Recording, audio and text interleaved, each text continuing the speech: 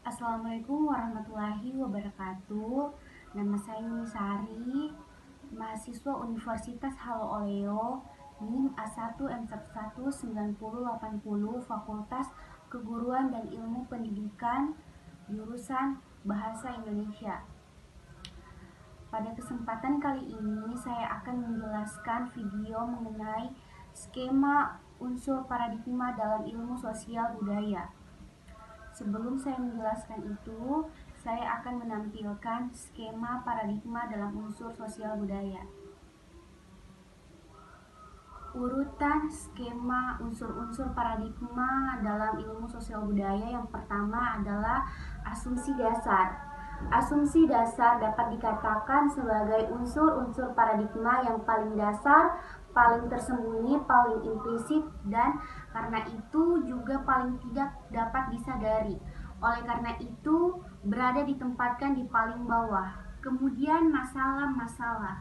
Masalah-masalah ingin diteliti yang dinyatakan dalam bentuk pernyataan atau hipotesa merupakan unsur yang harus dieksplisit sehingga unsur ini ditempatkan di atas garis pemisah antara unsur-unsur yang bisa implisit dengan unsur-unsur yang tidak eksplisit.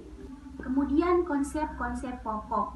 Konsep pokok juga merupakan unsur paradigma yang konkret, yang eksplisit karena dalam setiap penelitian makna konsep-konsep ini sudah harus dipaparkan dengan jelas. Seperti halnya masalah penelitian, konsep-konsep ini sudah bersifat eksplisit dan disadari, diketahui walaupun tidak selalu dimengerti dengan baik sehingga implikasi metodologinya oleh para peneliti. Kemudian, metode peneliti dan metode analisis merupakan tahap-tahap perwujudan dari asumsi-asumsi dasar, model dan konsep dalam sebuah kegiatan penelitian.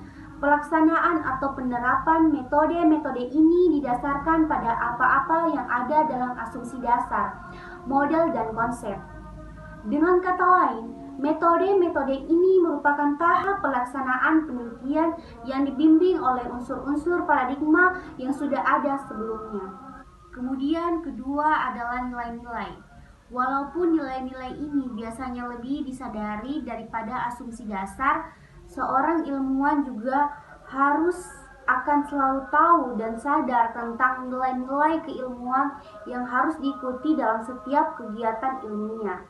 Ilmuwan atau peneliti umumnya juga mengetahui nilai-nilai universal yang ada dalam kegiatan ilmiah. Kemudian model-model. Model-model merupakan unsur paradigma yang sudah lebih jelas atau lebih konkret dibandingkan dengan asumsi-asumsi dasar.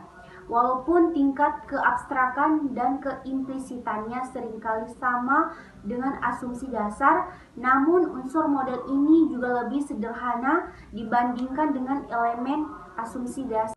Kemudian hasil analisis.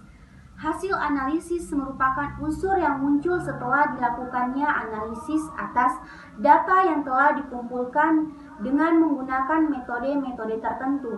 Hasil analisis ini juga harus dinyatakan secara eksplisit, tegas, dan jelas.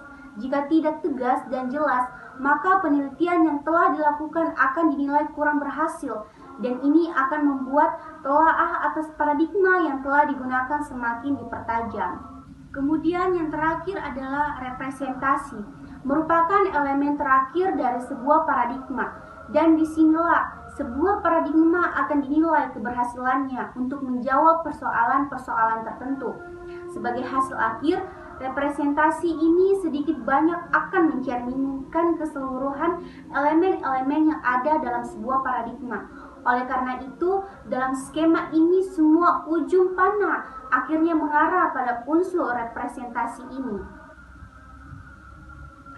Itulah video yang saya jelaskan skema unsur-unsur paradigma dalam ilmu sosial.